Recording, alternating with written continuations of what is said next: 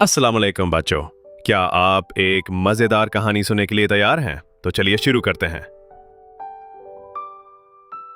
ایک دفعہ کا ذکر ہے، ایک جنگل میں ایک طاقتور شیر ایک درخت کے نیچے گہری نیند سو رہا تھا۔ تبھی ایک چھوٹا سا چوہا شرارت سے دوڑتا ہوا آیا اور شیر کے پاؤں پر سے گزر گیا، جس سے شیر جاگ گیا۔ شیر زور سے دھاڑا اور غصے میں چوہے کو اپنے پنجے میں پکڑ لیا۔ تم نے میری نیند کیوں خراب کی؟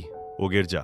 چوہا کانپتے ہوئے بولا، مجھے معاف کر دیں شیر بادشاہ، ایک دن میں آپ کی مدد کر سکوں گا۔ شیرا ہنس پڑا، تم میری مدد؟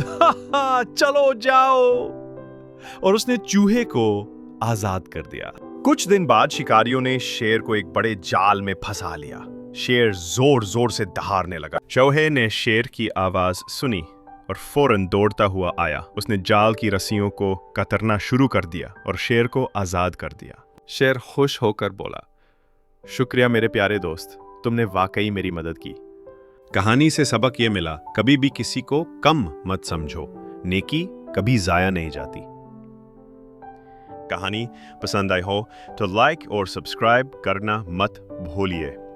اگلی کہانی میں پھر ملیں گے۔